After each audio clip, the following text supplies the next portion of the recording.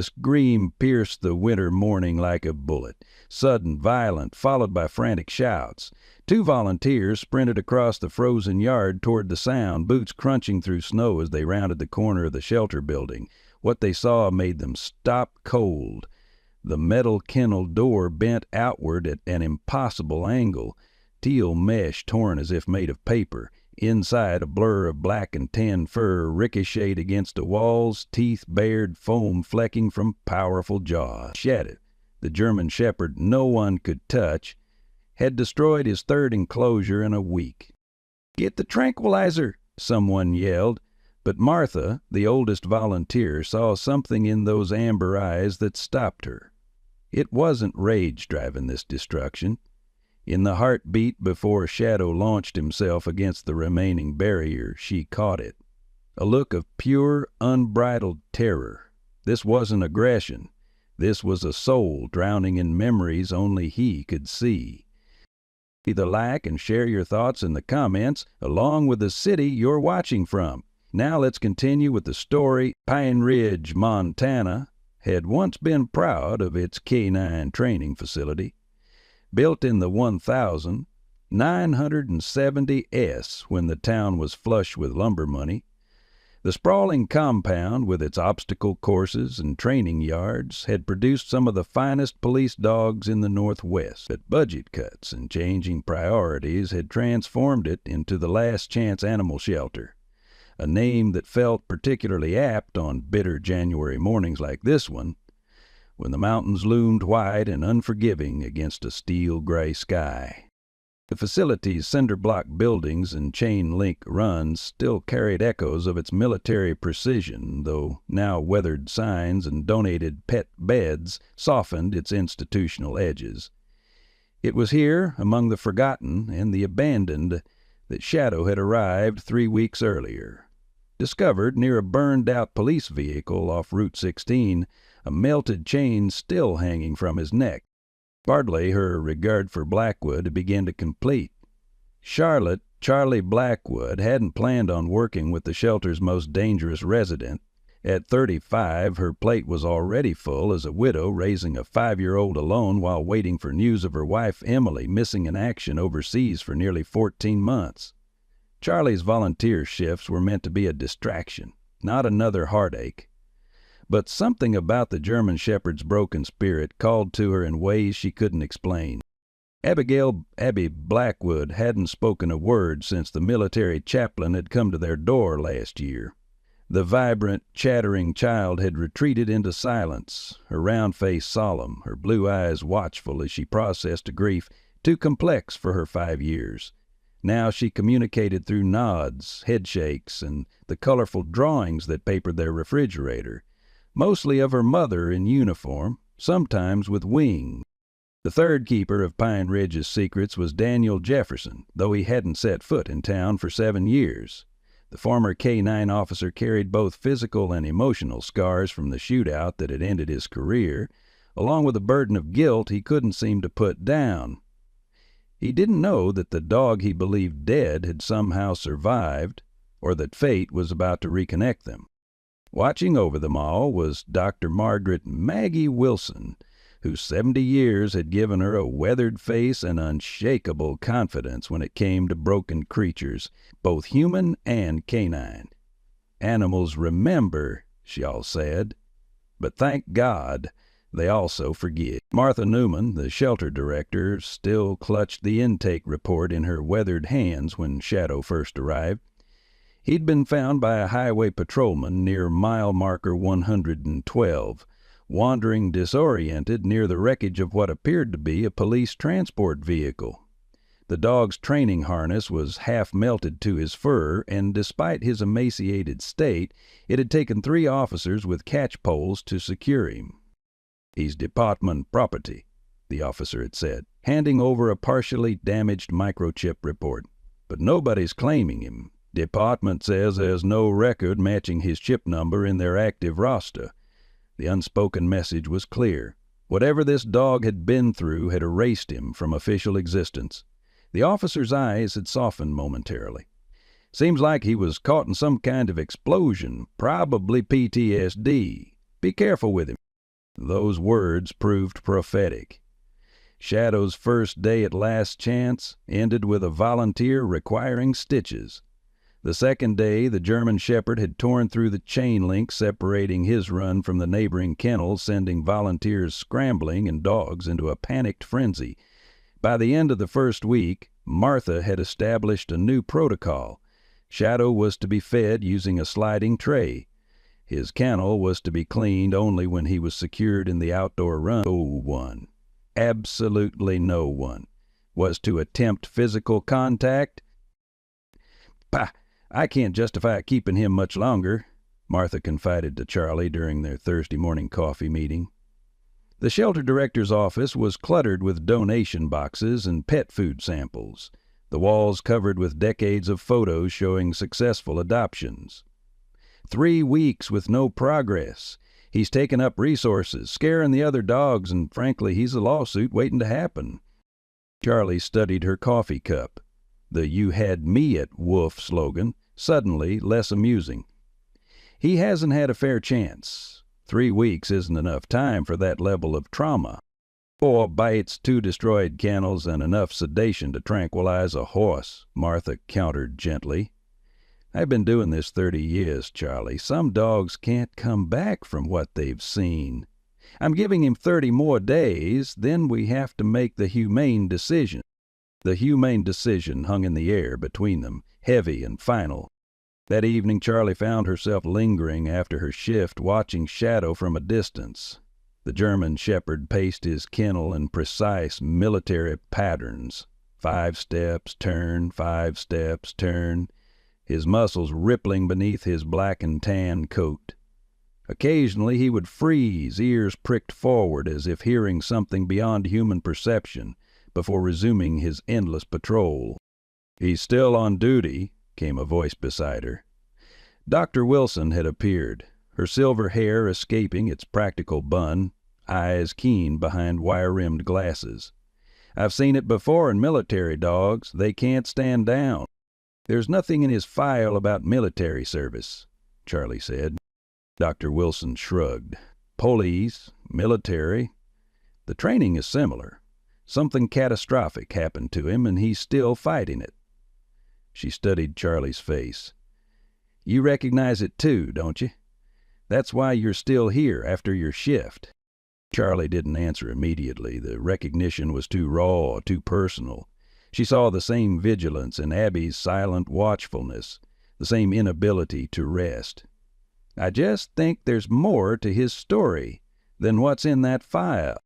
"There always is," Dr. Wilson said softly, "but you can't save them all, Charlotte." "I know that," Charlie replied, perhaps too quickly. "I just think he deserves one real chance." The following Tuesday upended everyone's careful plans. Charlie's regular babysitter called in sick, and with no alternatives, she was forced to bring Abby to the shelter during her shift. She set the child up in the staff break room with coloring books and strict instructions to stay put, promising to check in frequently. For the first hour, everything went according to plan. Abby quietly colored, occasionally looking up to watch the ceiling mount TV that played nature documentaries on mute. Charlie checked in between feeding rounds, relieved to find her daughter exactly where she'd left her. It was during the third check-in that Charlie felt the first cold fingers of panic. The break room was empty. Abby's coloring books lay abandoned, crayons scattered across the table. Charlie called her name, trying to keep her voice steady as she checked under the table, behind the couch, in the small attached bathroom. Nothing. "Has anyone seen my daughter?" Charlie asked, her voice rising as she entered the main shelter area. The volunteers exchanged glances and shook their heads. Martha immediately organized a search. She can't have gone far. Check the cat room first. All kids love the cat room. But Abby wasn't with the cats or in the puppy pen or hiding in the supply closet. With each empty room, Charlie's heart beat faster. The rational part of her brain knew the shelter wasn't that large, and all exterior doors had alarms. The mother part of her brain was already spiraling into worst-case scenarios. "The kennels," someone finally suggested. "Should we check the kennel area?" The kennel area, where Shadow was housed, where Abby had been explicitly forbidden to go. Charlie ran, her boots skidding on the concrete floor as she pushed through the heavy door that separated the main building from the kennel wing. The familiar cacophony of barking assaulted her ears as she scanned the aisle, looking for a small figure amid the chaos of excited dogs rushing to the fronts of their enclosures. She almost missed it at first, the small splash of pink in front of the last kennel on the left. Shadow's kennel. Charlie's heart stopped. Abby sat cross-legged on the concrete floor, just inches from the chain-link door of Shadow's enclosure. Her back was to Charlie, her dark curls falling forward as she concentrated on something in her lap. Inside the kennel, Shadow was not pacing, not growling, not showing teeth. The German shepherd sat perfectly still, his amber eyes fixed on the little girl with an intensity that made Charlie's blood run cold. "Abby," Charlie whispered, afraid that any sudden sound would trigger the dog's aggression. "Abby, don't move." Slowly, carefully, Charlie approached from the side, trying to calculate how quickly she could grab her daughter and retreat before Shadow could react. But as she drew closer, she realized something wasn't right with the picture before her. Shadow wasn't displaying any of his usual warning signs.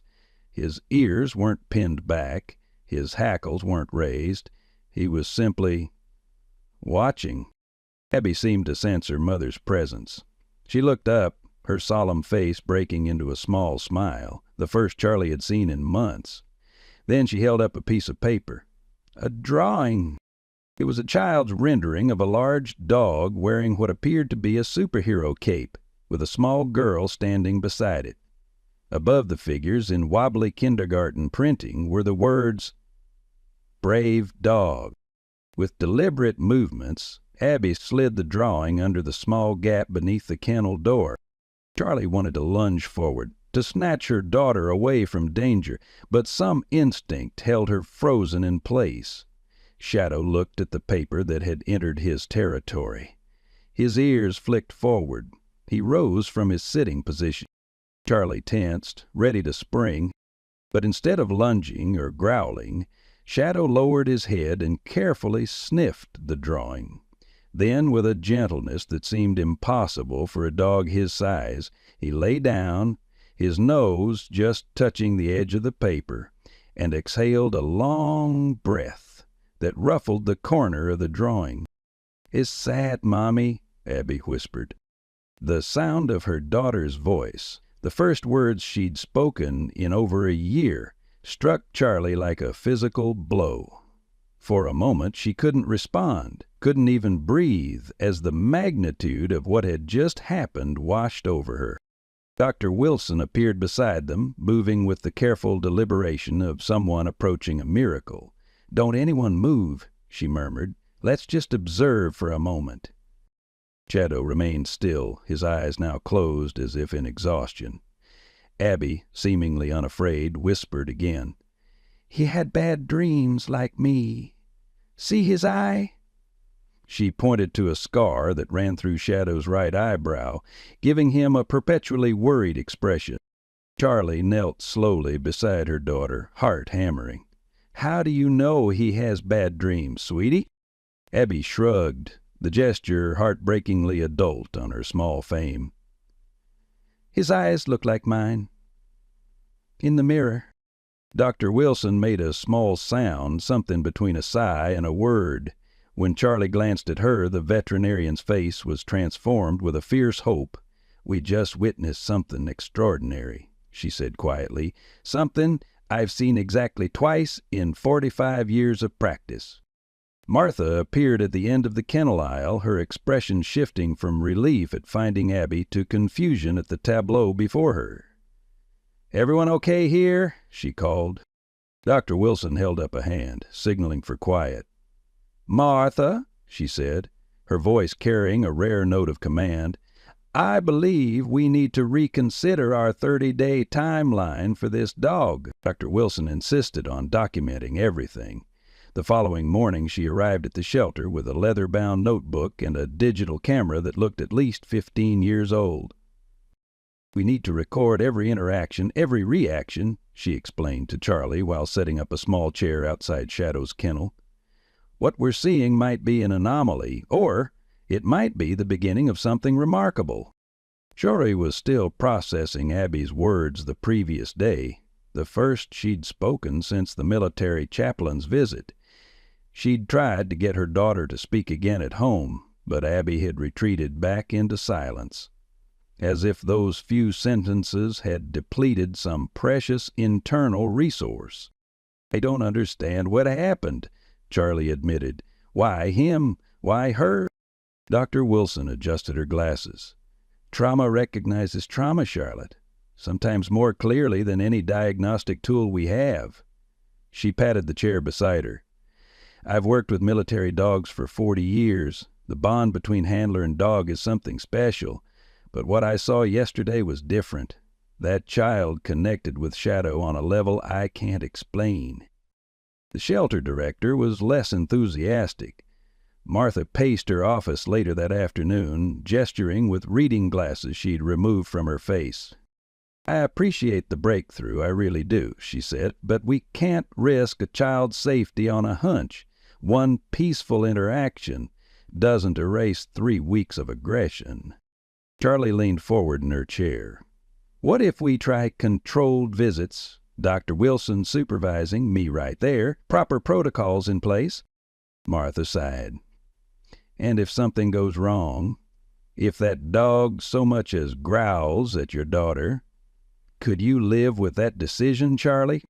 The question lingered, heavy with implication. Could she? The rational answer was simple: no. But Charlie couldn't shake the image of Shadow's changed demeanor, or the sound of Abby's voice breaking through months of silence. 2 weeks, Charlie finally said. "Give us 2 weeks of supervised interactions. If there's any sign of aggression, any at all, we stop immediately." Martha studied her for a long moment. "This isn't just about the dog, is it?" Charlie met her gaze steadily. "My daughter spoke. Martha, for the first time in 14 months, whatever connection she feels with Shadow, I can't ignore that." The shelter director's expression softened. 2 weeks, with Dr. Wilson present at all times, a barrier between them, and at the first sign of trouble, we're done. And Charlie, I need you to prepare yourself for the possibility that this doesn't end the way you're hoping. The next day the room remained quietly. The next afternoon Abby sat quietly on a small folding chair, positioned 6 feet from Shadow's kennel. She had brought her favorite picture book and a new drawing, this one showing the same Cape dog standing guard over what appeared to be a sleeping child. Dr. Wilson sat nearby, her notebook open, while Charlie watched from a few steps away, trying to mask her anxiety. Shadow remained at the back of his kennel for the first 20 minutes, watching with alert, focused attention, but making no move to approach. "He is assessing," Dr. Wilson murmured, "determining if it's safe." On the 3rd day, Shadow moved to the front of the kennel when Abby arrived. He still didn't make a sound. No barking, no whining, none of the vocalizations typical of excited dogs. Instead, he simply sat, sphinx-like, his amber eyes tracking Abby's small movements as she colored. "Can I give him this?" Abby asked suddenly, holding up a small stuffed dog, worn at the edges from years of love. Charlie started to protest. Shadow had destroyed every toy placed in his kennel, but Dr. Wilson intervened. "Let's place it just outside his kennel today," she suggested. "See how he responds." The stuffed animal sat on the concrete floor, inches from the kennel door. Shadow studied it, his nose twitching, then did something unexpected. He lay down, mirroring the toy's position, and rested his chin on his paws. By the end of the first week, a pattern had emerged. Abby would arrive, settle in her chair with books or coloring supplies, and talk softly to Shadow about her day. The dog would listen, his focus absolute, occasionally responding with a slow blink or a slight ear movement. Charlie began to recognize the subtle communication developing between them, how Shadow's ear would twitch when Abby spoke in certain tones, how the child seemed to intuitively know when to be still and when the dog could handle more stimulation. Word spread through the small volunteer community. People began finding reasons to walk past during these sessions, stealing glances at the notorious Shadow, behaving like a completely different animal in the presence of the silent child. Richard Campbell, from the Pine Ridge Courier, caught wind of the story. The local journalist arrived unannounced during Abby's 6th visit, camera in hand and skepticism evident in his pointed questions. "Is it responsible to use a child as an experiment in rehabilitating a dangerous animal?" he asked, loud enough for several volunteers to pause their work.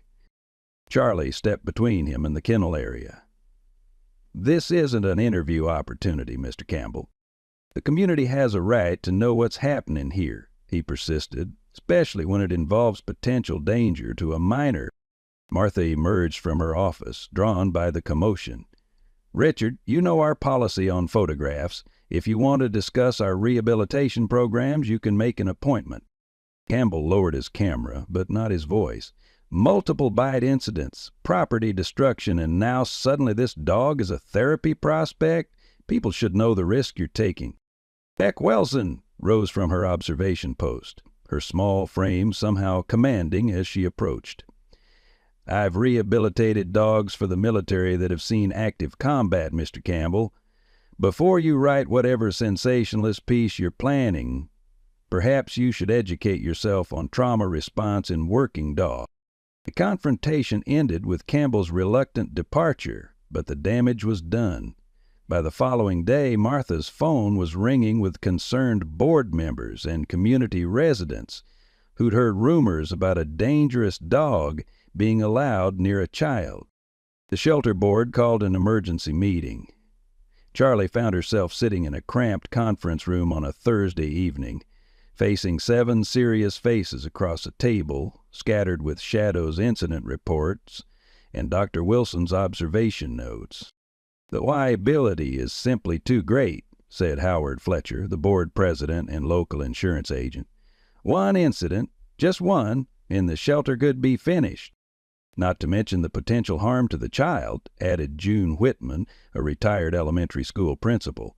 "I understand the desire to save every animal, but safety must come first." Dr. Wilson spread her documentation across the table. "Look at the transformation in just 1 week.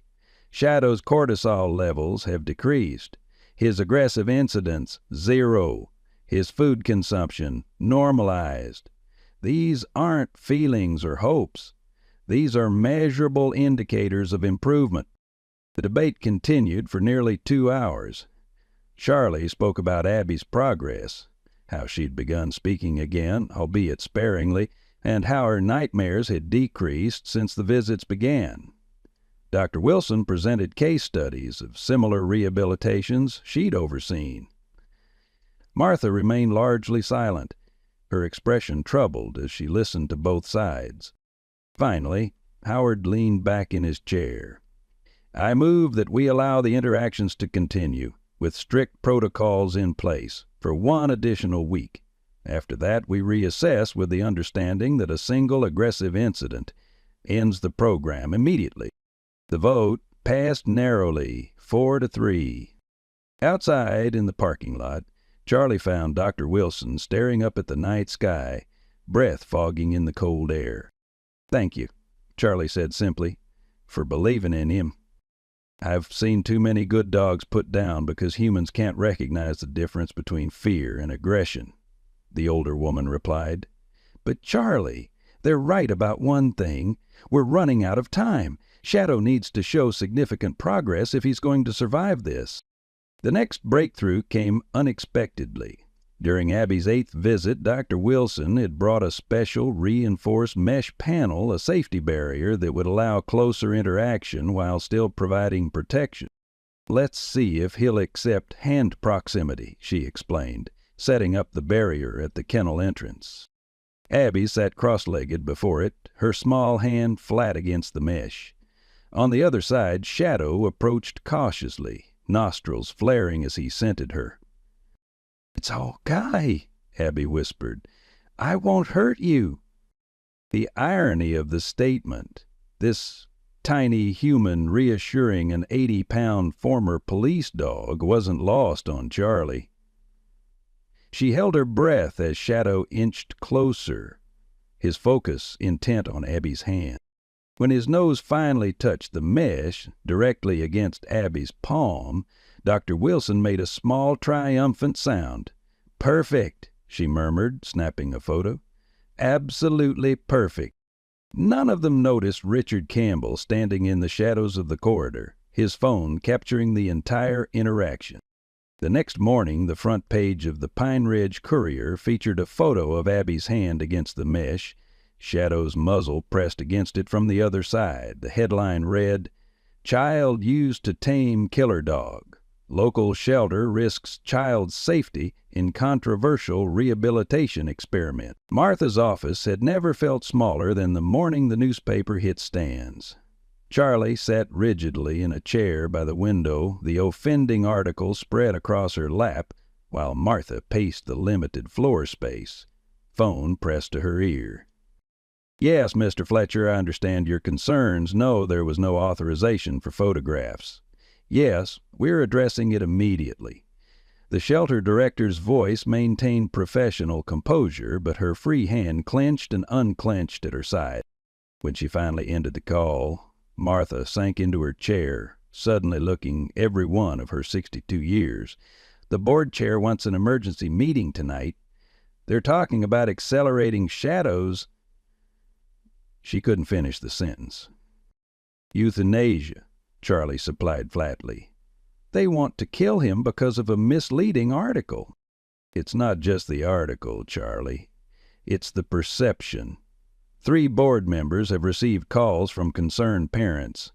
The mayor's office called, even the police department weighed in, wanting to know why we're rehabilitating aggressive animals near children." Martha gestured helplessly at the newspaper.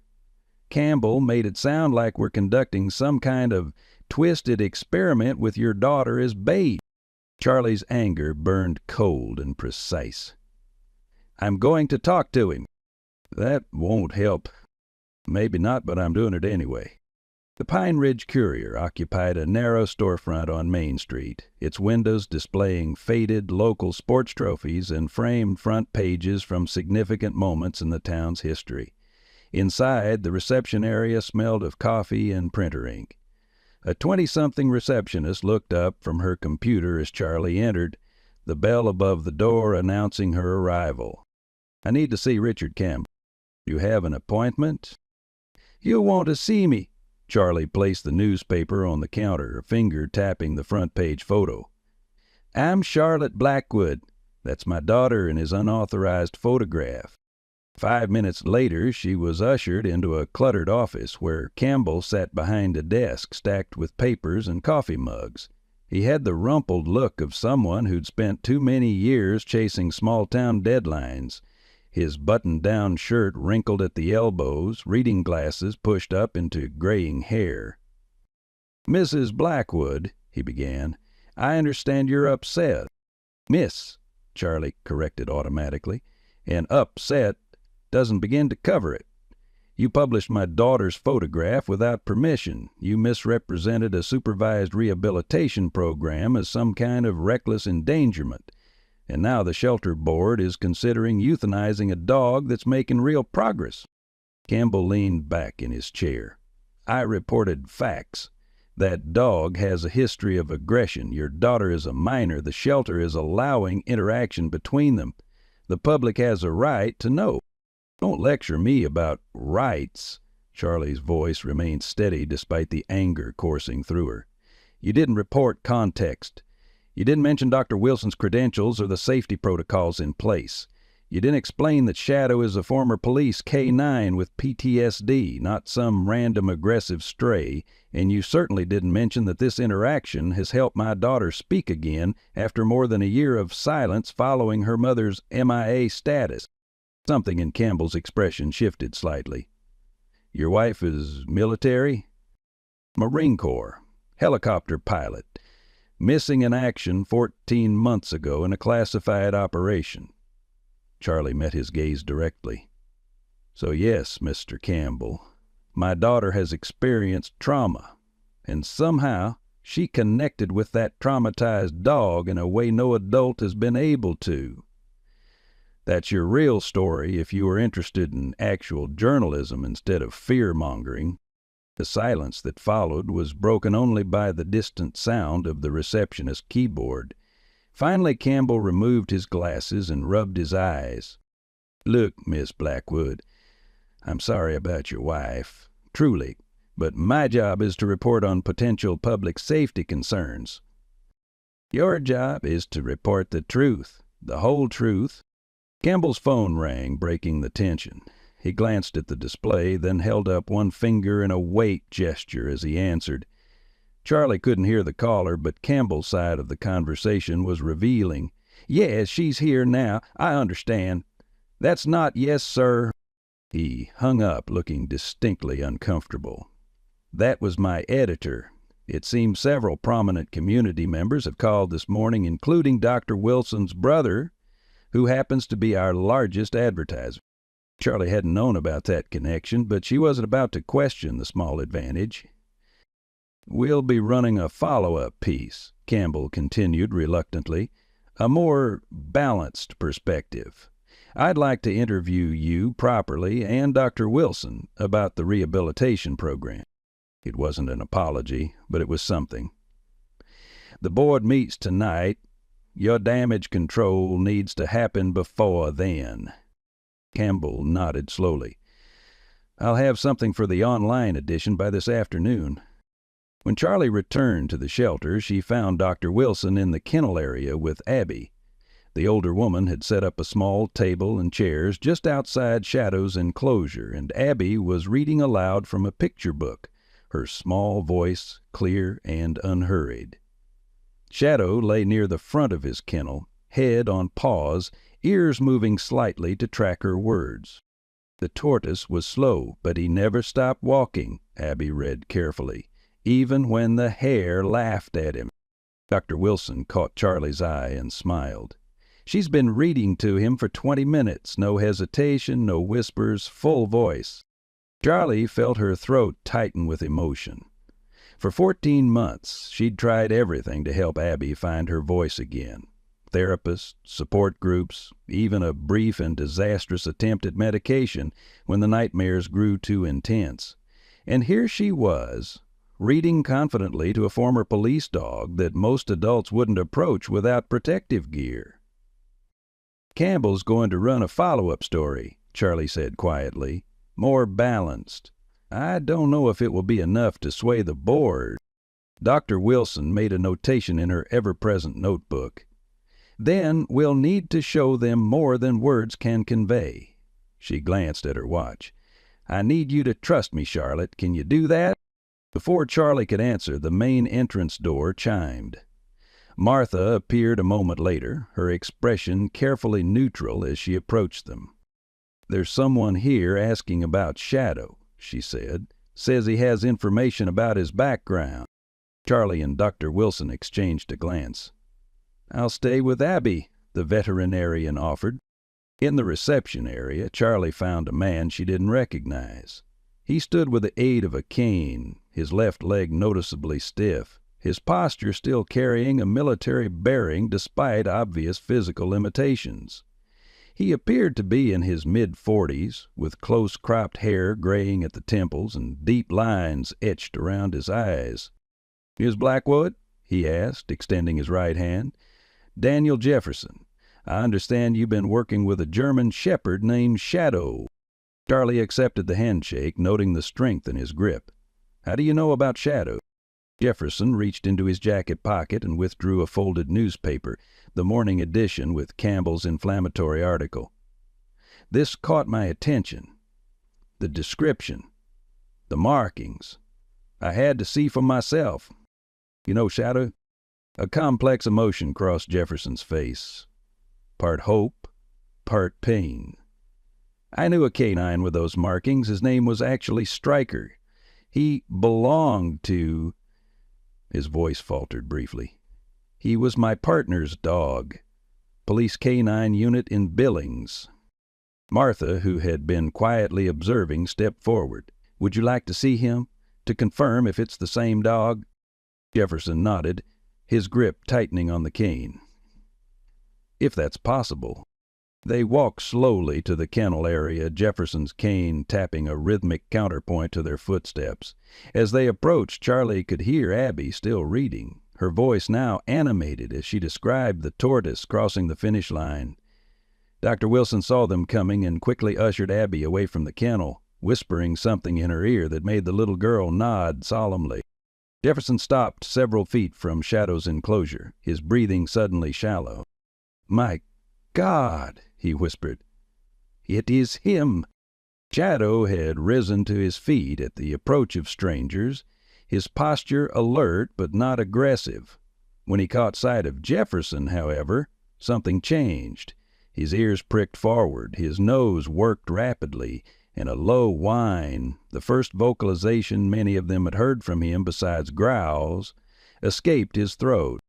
"You know each other," Charlie said, observing the recognition in both man and dog. Jefferson's eyes had filled with tears. "We worked together for 3 years. After Mike, my partner, after he died, Stryker disappeared. There was an explosion during a bust gone wrong. The transport vehicle was hit. I was already down with this." He gestured to his leg. "They told me Stryker died in the blast." "But he didn't," Martha said softly. "No," Jefferson agreed, moving closer to the kennel. "He survived somehow." Shadow approached the front of the enclosure cautiously, his movements deliberate. He sniffed the air, then pressed his nose to the chain link where Jefferson's hand rested. "Yes, boy," Jefferson said, his voice thick with emotion.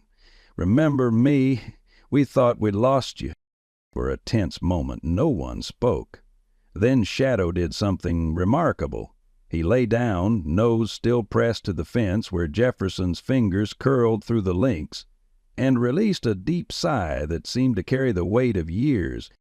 Dr. Wilson had reappeared at Charlie's elbow. "You said he was your partner's dog, not yours." Jefferson nodded without taking his eyes off Shadow. "Mike Sullivan trained him from a pup.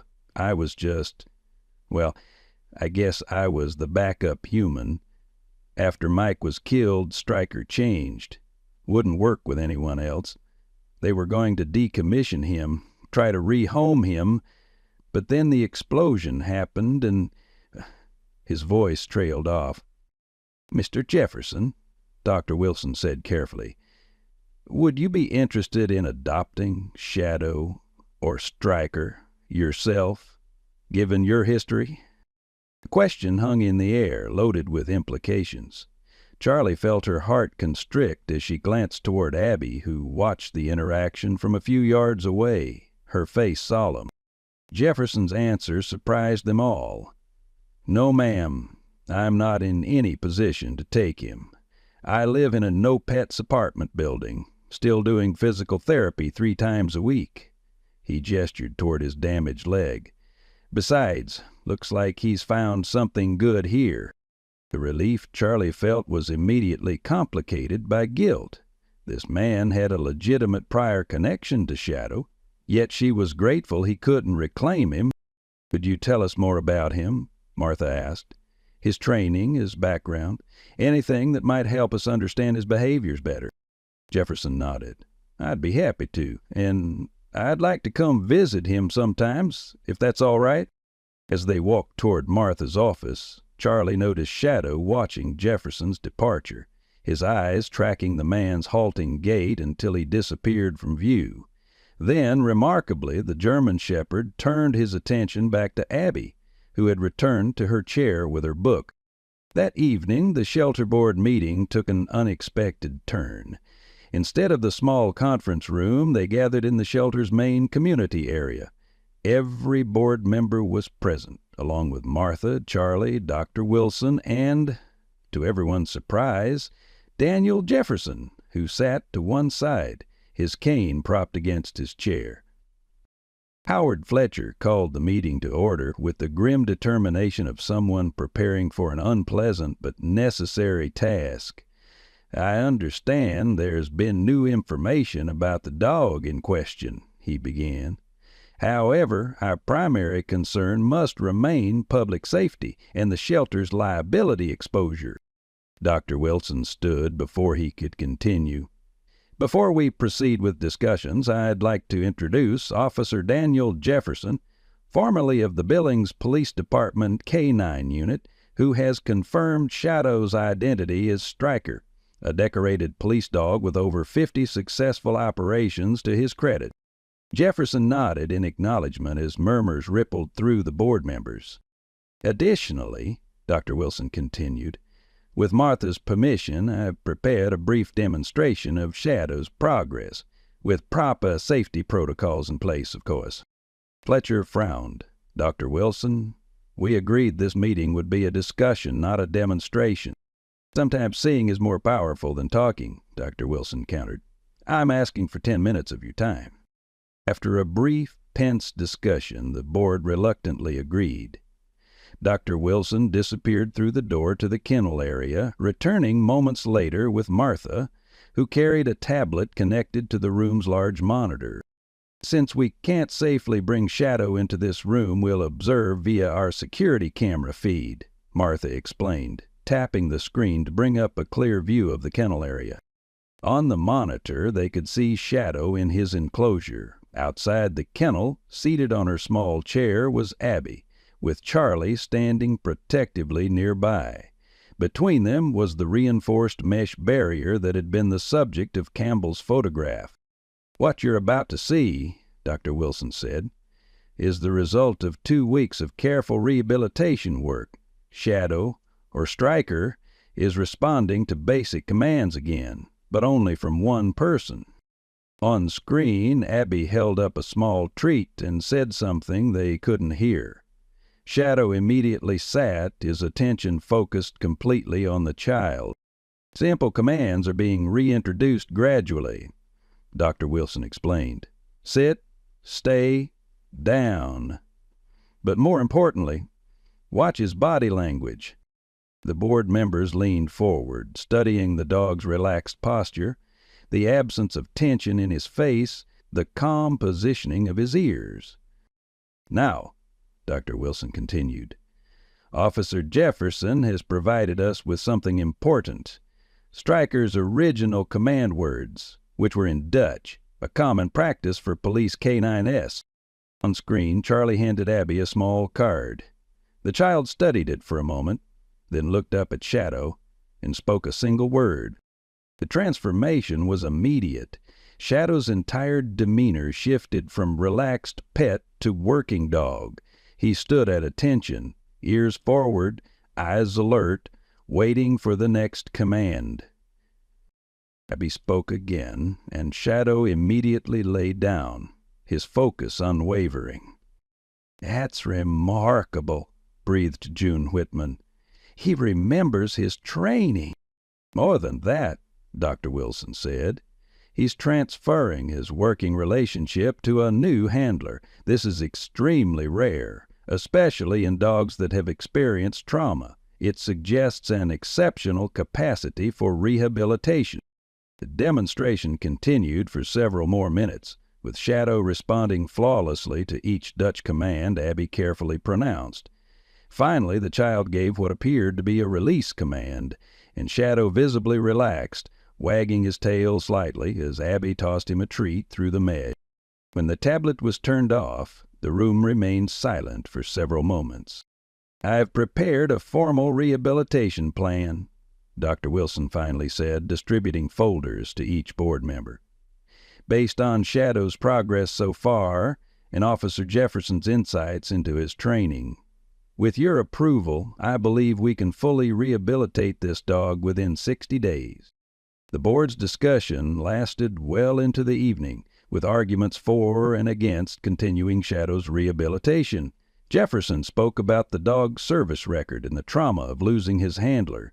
Dr. Wilson presented data from similar cases. Charlie described Abby's transformation since beginning her interactions with Shadow.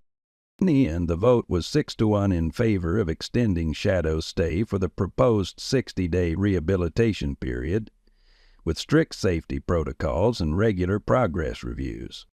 As the meeting adjourned, Richard Campbell appeared in the doorway, notepad in hand. This time his approach was distinctly more respectful. "Miss Blackwood, I wonder if I might have a few minutes of your time for the follow-up piece I mentioned?"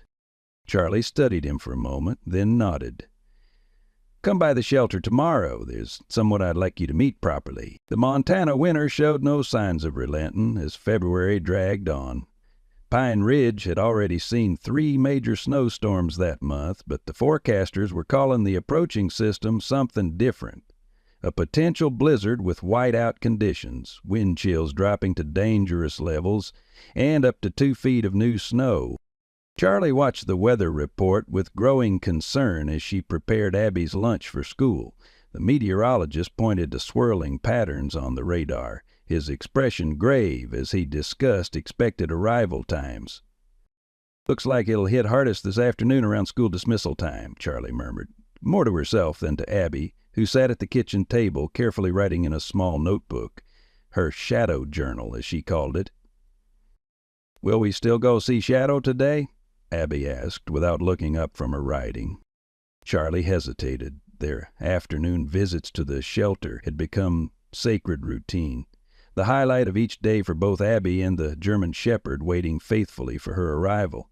In the 3 weeks since the board meeting, Shadow's progress had exceeded even Dr. Wilson's optimistic projections. He now responded to a full range of commands from Abby, showed appropriate social behaviors with familiar shelter staff, and had even begun limited interactions with other calm dogs under careful supervision. "We'll see how the weather develops," Charlie answered diplomatically. "If the storm holds off, we'll go for a little while." The school day began under ominous skies, heavy clouds hanging low over the mountains surrounding Pine Ridge. Charlie dropped Abby at the elementary school with extra reminders to stay inside during recess and to wait in the gymnasium if Charlie was delayed at pickup time. By noon, the first fat snowflakes were drifting lazily past the windows of the insurance office, where Charlie worked part-time. By 1 o'clock, those gentle flakes had transformed into a driving curtain of white, blown horizontal by winds that howled around the building's corners. At 1:30, the office manager sent everyone home. "Roads are getting bad," she announced, peering out at the rapidly disappearing street. "Better get while the getting's good."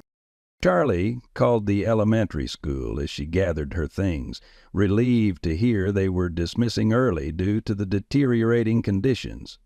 She'd be able to pick up Abby by 2, well before the worst of the storm hit. The drive to Pine Ridge Elementary normally took 7 minutes. Today it took nearly 25, the windshield wipers struggling against the onslaught of snow, visibility reduced to just a few yards ahead.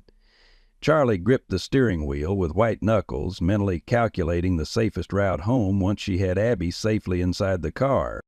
The school parking lot was chaotic.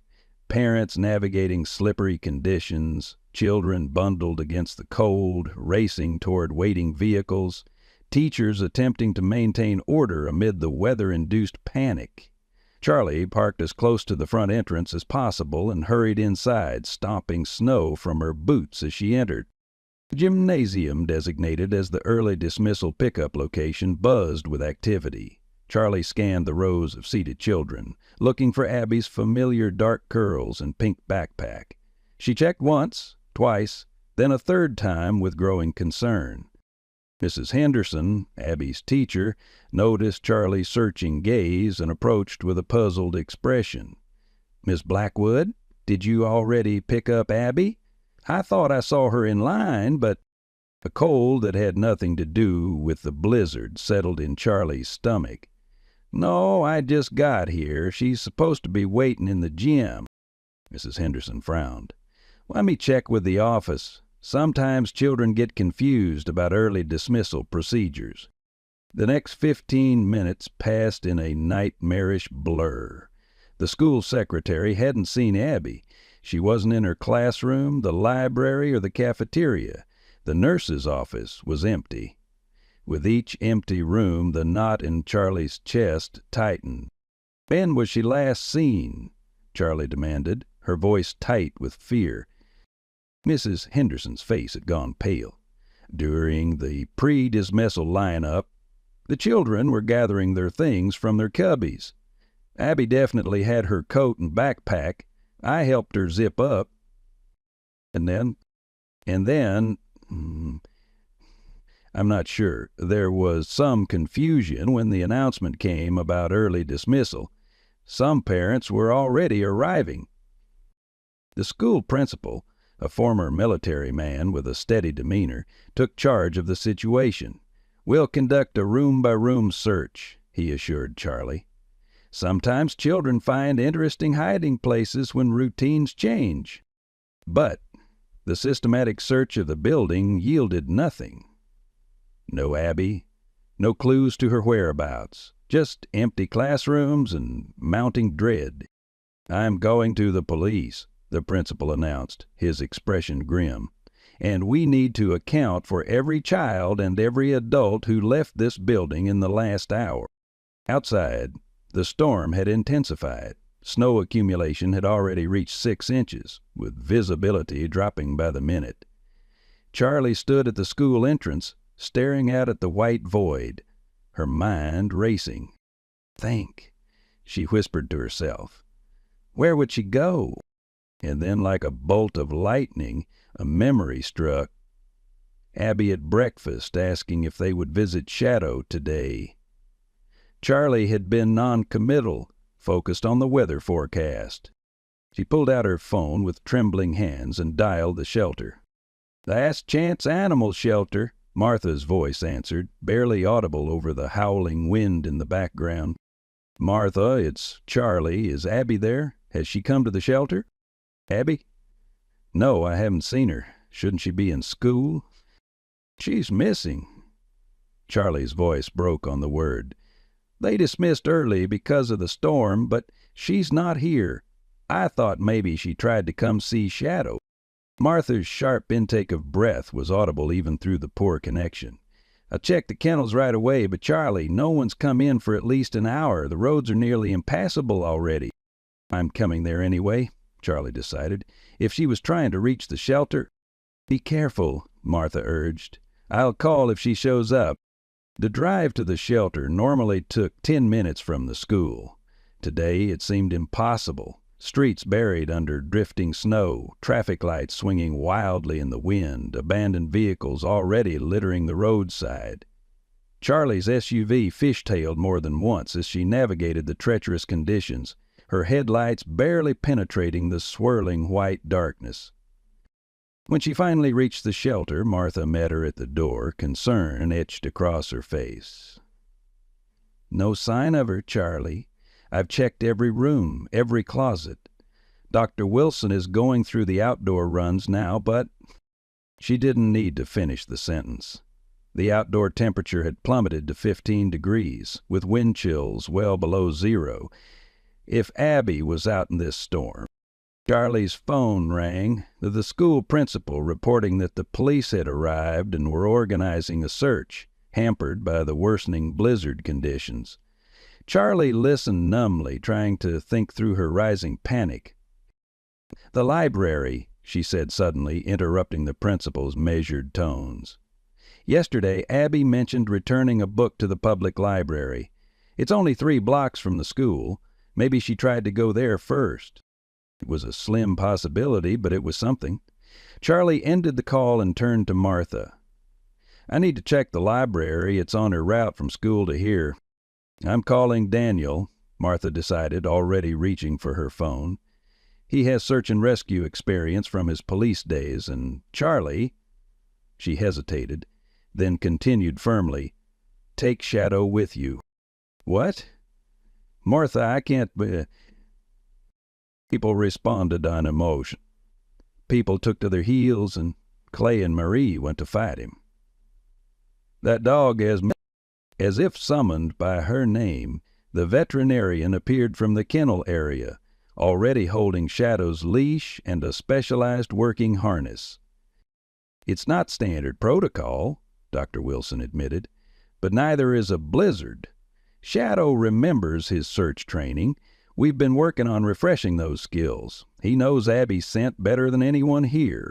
Charlie stared at Shadow, who stood alert and focused, somehow sensing the urgency of the moment. In the 3 weeks of rehabilitation, Charlie had never touched him, had never been alone with him. Shadow tolerated her presence because of Abby, but they had no independent relationship. "Can I even handle him?" she asked uncertainly. Dr. Wilson handed her a small Ziploc bag containing one of Abby's hair ribbons, the one she'd worn yesterday. "Let him smell this. Give him the Dutch command for find, sec. He'll understand what you need from him."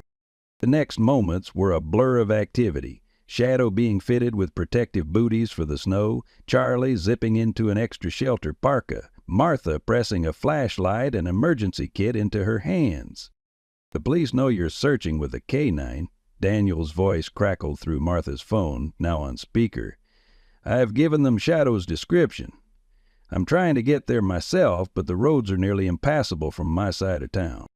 Outside, the full fury of the blizzard struck them like a physical blow. Charlie squinted against driving snow, the sheltered parking lot already transformed into an unrecognizable white landscape. Shadow pressed against her leg, surprisingly steady in the howling wind. "Zoke!" shouted Charlie, commanded, holding Abby's hair ribbon under the dog's nose. "Find Abby." For a heart-stopping moment, Shadow simply stood still, snow gathering on his black and tan coat. Then his head lifted, nose working the air currents with focused intensity. He turned, not toward the street that would lead to the library, but toward a narrow alley that ran behind the shelter property. Charlie hesitated, then decided to trust the dog's instincts. "Lead on," she murmured, gripping the leash tightly as they plunged into the storm. Shadow moved with purpose, navigating the deepening snow with determination that belied the treacherous conditions. He paused occasionally, nose lifting to sample the wind, then adjusting their course with confident precision. They passed the library, dark and closed due to the weather, and continued toward the heart of town. Time lost meaning in the whiteout conditions. It might have been 20 minutes or an hour as they pushed through snow drifts that sometimes reached Shadow's chest. The German shepherd never faltered, pulling Charlie forward when her own resolve wavered, finding paths through the deepening snow that somehow offered the least resistance. They reached the old bookstore, long closed but still standing on Pine Ridge's main street. Shadow suddenly tensed, his entire body alert as he tugged Charlie toward the narrow space between the bookstore and the neighboring building. The alley was partially sheltered from the driving snow, dark and narrow. Shadow's pace quickened, pulling Charlie deeper into the passage until they reached a small courtyard at the rear. There, barely visible beneath a collapsed wooden awning, was a small shape huddled against the building's back wall. "Abby!" Charlie's scream was torn away by the wind, but Shadow had already surged forward, covering the final distance in powerful strides. The little girl was curled into a tight ball, her pink backpack pulled around her like a shield, her face buried in her arms. For one horrifying moment, Charlie thought they were too late. Then Abby's head lifted slightly at Shadow's approach, her face pale and tear-streaked, but her eyes open and aware. "Shadow?" she whispered, voice barely audible over the storm. The German shepherd whined softly, pressing his body against hers, immediately covering her with his warmth. Charlie dropped to her knees in the snow, hands shaking as she assessed her daughter. cold, frightened, but miraculously alert. "Baby, what happened? Why are you here?" She struggled to keep her voice calm while unzipping her parka to wrap around Abby's shivering form. Abby's lips trembled with cold. "I wanted to return my library book before seeing Shadow, but the library was closed. Then I got lost, and it was snowing so hard," her voice faltered. "I found this place to wait until the snow stopped, but it got so cold." Charlie activated the emergency beacon Dr. Wilson had pressed into her hand, then pulled out her phone. No signal. They were trapped in the blizzard, Abby dangerously cold, with no immediate way to call for help. Shadow seemed to understand the gravity of the situation. He positioned himself on the exposed side of their huddled forms, creating a barrier against the driving snow. His body heat radiated against them as Charlie gathered Abby into her arms beneath the shelter of the collapsed awning. "Smart girl finding shelter," Charlie murmured, rubbing Abby's arms and legs to restore circulation. "And smart Shadow finding you." Abby's eyes, heavy with exhaustion, fixed on the German shepherd. "I knew he would," she whispered simply. "He promised." As the blizzard raged around them, Charlie held her daughter close, watching Shadow stand guard against the storm, his powerful body their shield against the deadly cold, his training activated in the moment they needed it most. In that frozen courtyard, as time slowed and survival became their only focus, Charlie finally understood what Abby had somehow known from the beginning. This wasn't just a dog with trauma. Bales created a new fusion process. This was a guardian finding his purpose again. They found him 4 hours after the emergency beacon activated. By then, darkness had fallen completely. The temperature had plummeted to near zero, and the snow had piled so high around their makeshift shelter that the rescue team almost missed them entirely. It was Shadow who alerted the searchers, his sharp bark cutting through the howling wind when he sensed their approach. The emergency responders appeared like apparitions through the swirling snow. 4 figures in heavy gear led by a police officer with a powerful searchlight. Charlie, barely conscious herself by then, could only manage weak waves as the rescuers reached them. Shadow stood his ground, refusing to move from his protective position until the lead rescuer spoke a command that Charlie didn't catch, but that made the German shepherd step aside with military precision. "A miracle," one EMT murmured as they wrapped Abby in thermal blankets and prepared her for transport. "Another hour out here." He didn't finish the sentence, but the grave look he exchanged with his partner said everything. Abby was loaded onto a special rescue sled, her small form bundled tightly against the cold. Her skin had taken on a bluish tinge, her breathing shallow. Hypothermia had set in despite Shadow's warmth and Charlie's desperate efforts to keep her daughter conscious. As they secured her, Abby's eyes fluttered open briefly, searching, until they found Shadow standing vigilant nearby. "Need dog," she whispered through cracked lips. The lead rescuer glanced at Shadow, then at Charlie. "We need to move her now. Hospitals mobilized their trauma team." Charlie nodded, understanding the urgency. "The dog comes too," she said, her tone leaving no room for argument. "He kept her alive." The journey to Pine Ridge Memorial Hospital was a nightmare of lurching progress through snow-choked streets. Charlie rode in the ambulance with Abby while Shadow was transported in a police SUV, following close behind. Throughout the short but treacherous drive, Abby drifted in and out of consciousness, her small hand clutching her mother's with surprising strength whenever she surfaced. The emergency room erupted into controlled chaos as they arrived. Doctors and nurses swarmed around Abby's stretcher, calling out vital signs and medical terminology that blurred in Charlie's exhausted mind. She caught fragments: severe hypothermia, core temperature dangerously low, potential frostbite concerns, as they whisked her daughter away through swinging doors. "You need medical attention too, ma'am," a gentle-voiced nurse insisted, guiding Charlie to an examination room. She hadn't realized how cold she was, how the feeling had gone from her fingers and toes, how her own body trembled uncontrollably. "The dog," she managed to say through chattering teeth. "Where's Shadow?" "Animal Control has him in the ambulance bay," the nurse assured her. "They're following protocol for service animals. He's safe." But he wasn't safe, Charlie realized later when her own condition had been stabilized and she was allowed to sit vigil outside the pediatric intensive care unit where Abby was being treated. Shadow wasn't a certified service animal. He was still officially a shelter dog with a history of aggression, and she had removed him without proper authorization during an emergency. Martha confirmed her fears when she arrived at the hospital, her face lined with worry. "The board chair called an emergency meeting by phone," she said quietly, taking the seat beside Charlie in the hushed waiting area. "Howard's furious about the potential liability. Taking Shadow off premises, especially during a crisis situation." "He saved her life," Charlie said flatly. "The paramedics confirmed it. Without his body heat, without him finding her so quickly." Martha nodded, her expression torn. "I know that, Charlie. Dr. Wilson knows that. But Howard and the legal team see a shelter dog with multiple bite incidents in his record being removed without proper protocols during a blizzard. They're talking about accelerating the euthanasia decision, implementing it as soon as the storm clears enough for the shelter vet to reach us." The words hit Charlie like a physical blow. "They can't.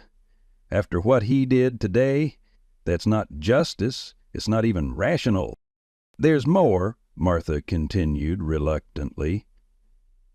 "Daniel Jefferson called. His latest scans came back. The cancer has spread. His doctors are giving him weeks, maybe a month. He wanted to know if he could see Shadow one last time, to thank him properly for finding your daughter." Charlie pressed her palms against her eyes, trying to hold back tears of exhaustion and frustration. "This can't be happening. After everything, after today."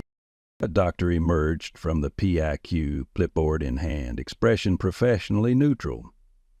"Miss Blackwood, we've got your daughter stabilized. Her core temperature is rising steadily, and we're not seeing evidence of significant frostbite, which is frankly remarkable given the circumstances." "Mary, can I see her?" Charlie asked, rising unsteadily to her feet. "She's resting now. The next few hours are critical for monitoring, but barring complications, you should be able to sit with her by morning." The doctor hesitated, then continued, "She's been asking for someone named Shadow. Is that a family member we should contact?" "It's her dog," Charlie said automatically, the words feeling right despite their technical inaccuracy. "He found her in the blizzard, kept her warm until help arrived." The doctor nodded thoughtfully. "Well, hospital policy prohibits animals in the intensive care unit, but," he glanced down at his clipboard, then back at Charlie, "her recovery might be smoother with familiar comforts once she's moved to a regular room. We could discuss a brief supervised visit at that point, assuming all the proper certifications are in order." After the doctor departed, Charlie turned to Martha, a desperate plan forming. "We need Dr. Wilson, and we need to find Richard Campbell." The reporter, "Charlie, I don't think more media attention right now is—" "We need public pressure," Charlie interrupted. "Shadow saved a child's life today. If Campbell reports that story, if people understand what's really at stake, the board won't be able to quietly euthanize him. They'd face too much backlash." Martha's expression shifted from doubt to grim determination. "I'll call Dr. Wilson. She's snowed in at her ranch, but she's been trying to coordinate remotely. As for Campbell—" She pulled out her phone, scrolling through contacts. "Last I heard, he was camped out at the Emergency Operations Center, covering the blizzard response." As Martha made her calls, Charlie stood by the window overlooking the hospital parking lot, where emergency vehicles continued to arrive through the still-falling snow. Somewhere in this building, Abby fought her way back from the edge. Somewhere across town, Shadow sat in a kennel, unaware that his heroism had placed him in greater danger rather than ensuring his safety. "It's not right," she whispered to the glass, her breath fogging the cold surface. "It's not fair." Behind her, she heard Martha's voice rise with sudden urgency. "What do you mean, he's gone? When? How?" Charlie turned, dread settling in her stomach as Martha's face drained of color. "That was the shelter assistant," Martha said, lowering her phone. "Someone took Shadow." The blizzard finally released its grip on Pine Ridge during the pre-dawn hours. Charlie sat by Abby's hospital bed watching her daughter's peaceful sleep, the monitors showing stronger vital signs with each passing hour. The crisis had passed, for Abby at least, but Shadow's disappearance had opened a new wound just as the old one began to heal. Martha had stayed at the hospital until midnight, coordinating with the shelter staff by phone as they pieced together what had happened. The power had gone out briefly at the shelter, disabling the security cameras. When electricity returned, the overnight attendant had discovered Shadow's kennel empty, the exterior door to the kennel area partially open.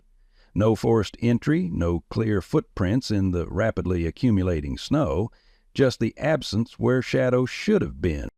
The police were sympathetic, but overwhelmed with blizzard emergencies. A missing shelter dog, even one with Shadow's remarkable story, couldn't compete with stranded motorists and medical emergencies. They promised to keep an eye out once the roads were passable again. Charlie's phone vibrated with a text message. Richard Campbell responding to her desperate late-night voicemail. "At hospital covering storm stories. Can meet in cafeteria 15 minutes?" She glanced at Abby, still deeply asleep under the influence of medication, then at the nurse stationed nearby. "I'll be back in 15 minutes, Charlie explained. "Just going to the cafeteria."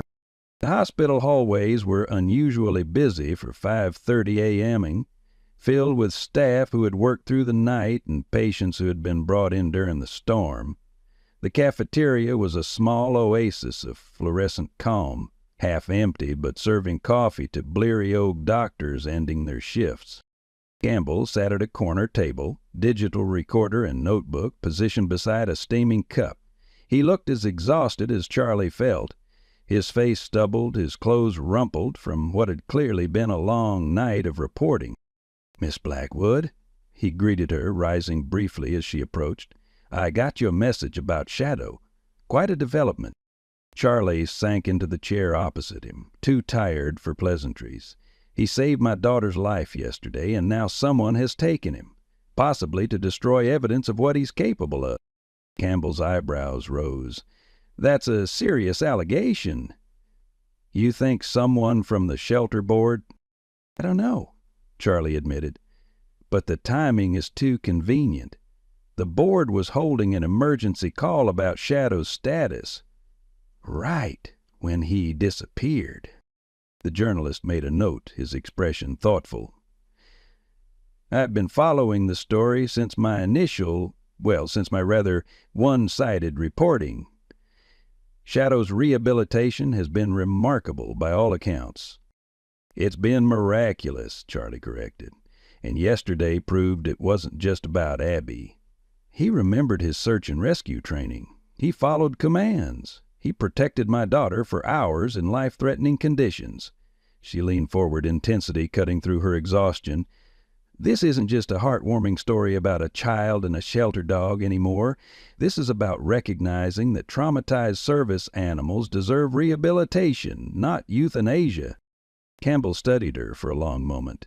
"You're asking me to help find him?" "I'm asking you to make his story so public, so widely known, that whoever took him can't quietly put him down, make him too visible to disappear." Something shifted in Campbell's expression, professional curiosity transforming into genuine concern. "The shelter has no security footage? No witnesses?" "The storm knocked out power at the crucial moment. Convenient, isn't it?" Campbell's phone buzzed. He glanced at it, then back at Charlie with sudden alertness. "I need to go. Breaking story." He stood, gathering his materials. I'll run what we have on Shadow's heroism and disappearance in the morning edition and online immediately. Beyond that," he hesitated, "I can't promise anything, but I'll keep my ears open." Charlie watched him hurry away, wondering if she'd made any impact at all. Her phone chimed with a message from the nurse. Abby was awake and asking for her. When Charlie returned to the room, Abby was sitting up slightly. Her color improved, though dark circles shadowed her eyes. "Where's Shadow?" were her first words, voice raspy from the breathing treatments. Charlie hesitated, unwilling to upset her daughter during recovery, but equally unwilling to lie. "He's not here right now, sweetheart. The hospital has rules about dogs visiting." "But he saved me," Abby insisted with a child's perfect logic. "They have to let him visit." "We'll work on that," Charlie promised, smoothing Abby's tangled curls. "How are you feeling?" "Cold inside," Abby said, her small face serious. "But the doctor said I'm getting warmer." She fidgeted with her blanket, then asked the question Charlie had been dreading. "When can Shadow come see me?" Before Charlie could formulate an answer, a commotion erupted in the hallway outside. Raised voices, hurried footsteps, the squeak of gurney wheels on linoleum. A nurse poked her head in, expression apologetic. "Sorry for the noise. Emergency admission coming in." Charlie nodded understanding, grateful for the momentary distraction from Abby's question. She turned back to her daughter, prepared to change the subject, when the voices outside grew more distinct. BP dropping again. "Get another IV, start." "Someone call his emergency contact." And then, cutting through the medical jargon, a familiar name. "Mr. Jefferson, can you hear me?" "Daniel, stay with us." Charlie froze, her attention snapping to the doorway. The gurney passed by. Just a glimpse, but enough to recognize Daniel Jefferson's ashen face beneath an oxygen mask, his body unnaturally still as medical staff hurried him toward the critical care unit. "That's Shadow's friend," Abby said quietly. "The man with the hurt leg." Charlie squeezed her daughter's hand. "Yes, it is. I need to check on something, okay? I'll be right back." She stepped into the hallway, flagging down a nurse she recognized from the night shift. "The man they just brought in?" "Daniel Jefferson." "What happened?" The nurse hesitated, professional discretion warring with small-town pragmatism. "Found unconscious at home. Neighbor checked on him after the storm, called 911. His cancer's advanced, and with the delay in emergency services because of the blizzard—" She shook her head grimly. "Doctor doesn't think he has long." Charlie thanked her, mind racing as she returned to Abby's room. Daniel critically ill, Shadow missing, the storm isolating everyone at the most crucial moment. Connection? Or coincidence? She was still puzzling through possibilities when her phone rang. "Martha," her voice tight with controlled urgency. "Charlie, are you sitting down? You need to hear this." "What's happened? Have they found Shadow?" "Not exactly. The morning staff was clearing storm debris from the shelter property and found something strange. Paw prints leading away from the building, accompanied by a single set of human footprints. They followed them as far as they could before the trail disappeared on the main road." "Someone walked him out? During the blizzard?" Charlie struggled to make sense of it. "That's insane. It was deadly out there." "Exactly," Martha replied. "Which makes me think whoever took him knew exactly what they were doing and was highly motivated." She paused meaningfully. "The footprints appeared to show someone with an uneven gait, someone who might use a cane." The implication hit Charlie like an electric shock. "Daniel? You think Daniel took Shadow? But he's just been admitted to the hospital. He's critical." "The timing fits," Martha said gently. "If he took Shadow during the storm, spent hours in those conditions, and then collapsed at home afterward—" Charlie's mind raced, pieces falling into place. Daniel's terminal diagnosis, his connection to Shadow through his fallen partner. his military training that would have taught him how to navigate in extreme conditions, and his final wish, to see Shadow once more. "I need to check something," Charlie said abruptly. "I'll call you right back." She turned to Abby, forcing a calm smile. "Sweetheart, I need to step out for just a few minutes. The nice nurse will stay with you, okay?" The pediatric wing was 3 floors below the critical care unit. Charlie took the stairs, her exhausted body protesting every step, but urgency driving her forward. At the CCU nurses' station, she identified herself as a friend of Daniel Jefferson's, asking if there were any personal effects that had arrived with him. "Just the clothes he was wearing, and his wallet," the charge nurse answered, eyeing Charlie with mild suspicion. "His condition is extremely critical, family only at this point." "I'm not here to see him," Charlie explained. Was there a note? Anything written he might have had with him?" The nurse's expression softened slightly. "There was something. A folded paper in his coat pocket, pretty waterlogged. We set it aside with his other belongings." She studied Charlie's face. "You think it's important?" "It might be. Please, could I see it?" Minutes later, Charlie carefully unfolded a soggy paper that had been placed in a clear plastic bag. The ink had run in places, but the message was still legible. A shaky handwriting that spoke of physical strain. "To whoever finds this, I've taken Stryker to complete one final mission. I can never repay what Mike gave for me, but I can honor his memory by making sure his partner doesn't die alone in a shelter. Stryker saved me once. Yesterday he saved a child. He deserves to live free. By the time you read this, we will have reached our destination. Don't look for us. Daniel Jefferson, badge WB20. Charlie's hand trembled as she refolded the note. Daniel had taken Shadow during the height of the blizzard. A final mission, he'd called it.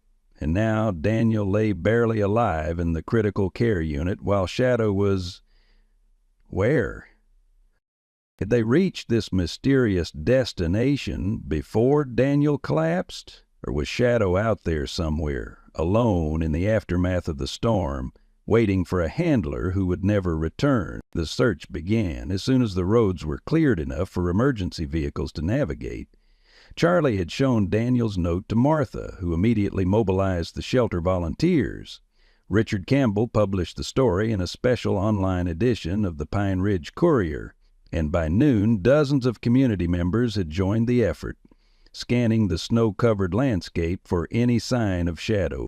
Daniel remained unconscious, his condition deteriorating despite the hospital's best efforts. The doctors had allowed Charlie a brief moment at his bedside where she had whispered a promise to find Shadow, though she wasn't sure Daniel could hear her.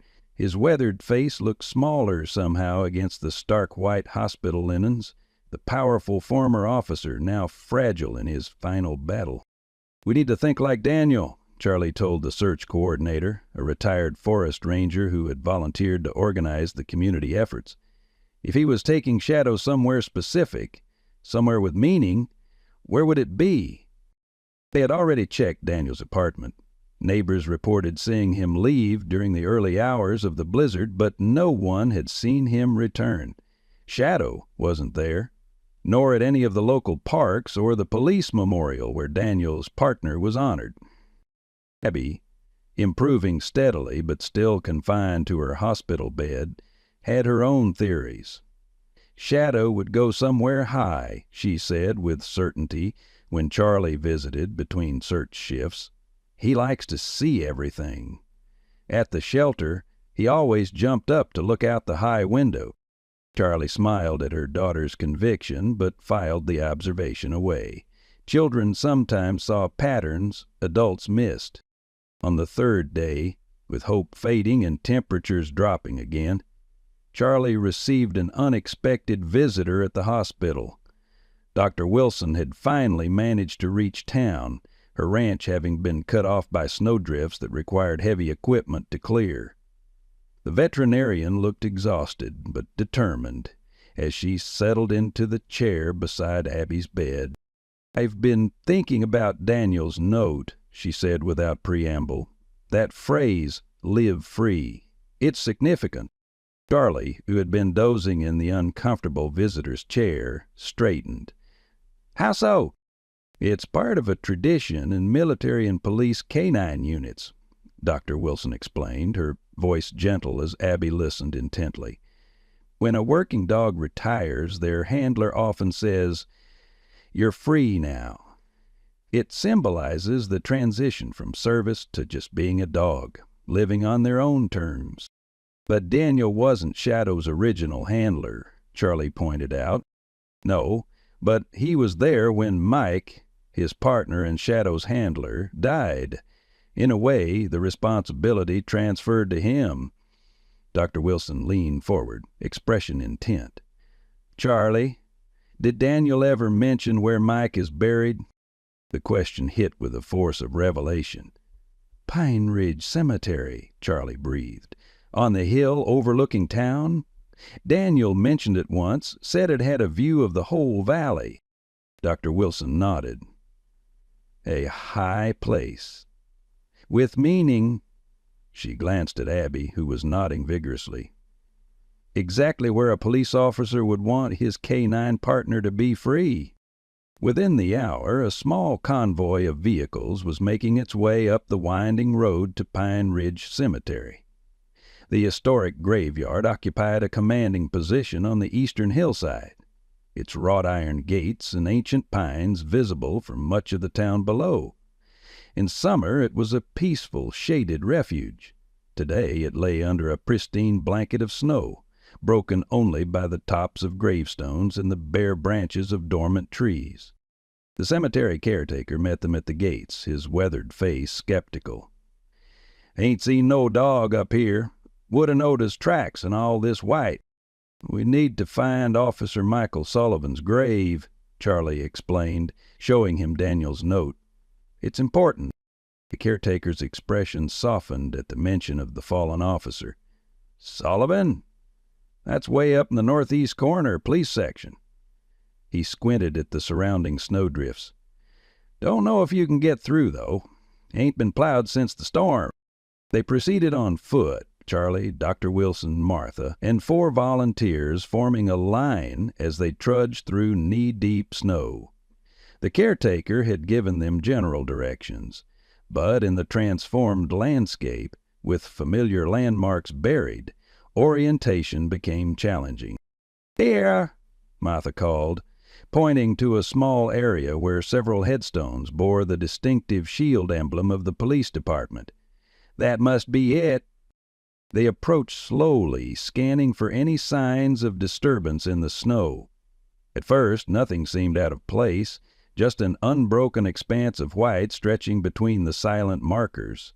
Then Charlie noticed something unusual, a perfect circle of cleared snow around one particularly gravestone, as if someone had meticulously swept the area. And there, curled at the base of Officer Michael Sullivan's headstone, lay Shadow. For a terrible moment Charlie thought they were too late. The German Shepherd wasn't moving, his body partially covered with a dusting of new snow. Then, as they drew closer, his ears twitched, and his head lifted weakly. Dr. Wilson rushed forward, dropping to her knees beside the dog, her experienced hands already checking vital signs. "He's alive, but severely hypothermic and dehydrated," she announced, voice urgent. "We need to get him warm immediately." Shadow's eyes, those intelligent amber eyes that had first connected with Abby weeks earlier, struggled to focus. He whined softly, attempting to rise but lacking the strength. Charlie knelt beside him, hesitantly reaching out to stroke his head, the first time she had ever touched him directly.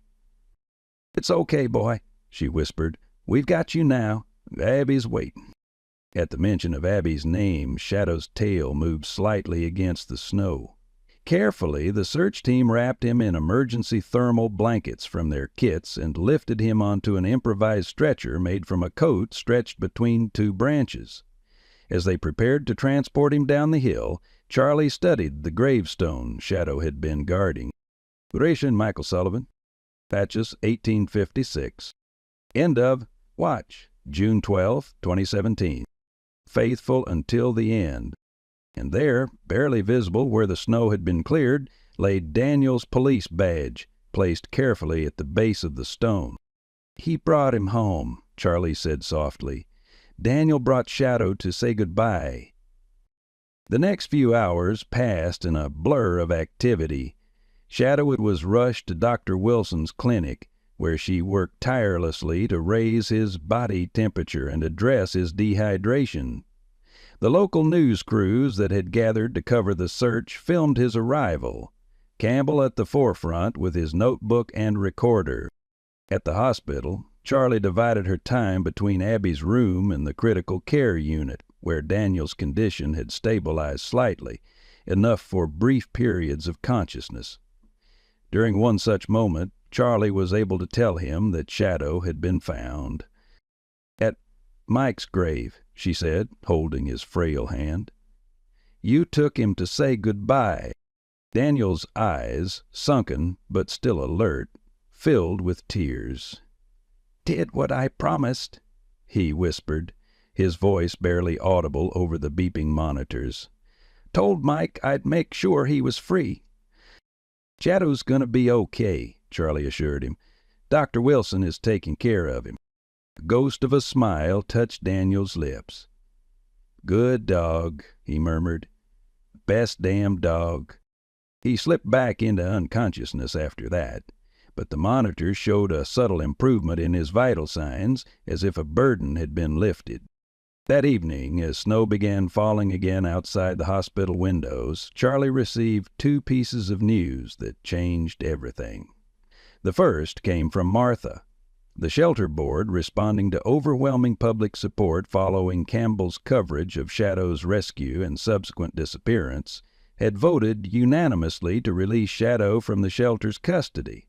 His adoption could proceed immediately upon medical clearance. The second came in the form of a military vehicle pulling into the hospital parking lot, visible from Abby's room where Charlie sat reading a bedtime story. She noticed it absently at first, just another vehicle navigating the still treacherous conditions, but something about its deliberate approach to the main entrance caught her attention. Charlie moved to the window, watching as a figure in uniform emerged from the passenger side. A woman. Her posture military, straight despite obvious exhaustion, her dark hair pulled back in a regulation bun beneath her cap. She paused, looking up at the hospital building as if gathering strength, then proceeded toward the entrance with purpose.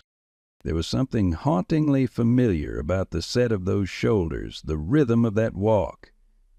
Charlie's heart stuttered, then raced, a wild hope rising that she immediately tried to suppress. After 14 months of false leads and dashed hopes, she couldn't bear another disappointment. Abby had noticed her mother's sudden stillness. "What is it, Mommy?" "Nothing, sweetheart," Charlie managed, returning to the bedside. "Just watching the snow." But her mind was racing, calculating possibilities. It couldn't be, and yet a soft knock at the door interrupted her thoughts. A nurse poked her head in, her expression uncharacteristically emotional. "Miss Blackwood? There's someone here to see you and Abby, a visitor who's come a very long way." And there in the doorway, still in desert camouflage, with dust from another continent clinging to her boots, stood Emily Blackwood, Charlie's wife, Abby's mother, returned from the dead. "Charlie," Emily whispered, her voice breaking on the name. "Abby." There was a moment of absolute stillness as the impossible became real. Then Abby's voice, small and wondering, broke the silence with the words she hadn't spoken in 14 months. "Well, in life's winter seasons, when storms rage and visibility fails, it's often the most broken among us who show the greatest courage. Shadow's story reminds us that trauma doesn't define our capacity for love. Sometimes it deepens it. Like many of us who've weathered our own blizzards, loss of loved ones, health challenges, or dreams deferred, Shadow found purpose in protecting someone more vulnerable than himself, Daniel's final act of devotion, facing death to honor a promise, speaks to the sacred bonds that transcend our years of service, and Emily's impossible return, it echoes the miracle reunions many of us still pray for with estranged children or siblings we fear we may never reconcile with in this lifetime. This story whispers to that part of us that still believes in second chances.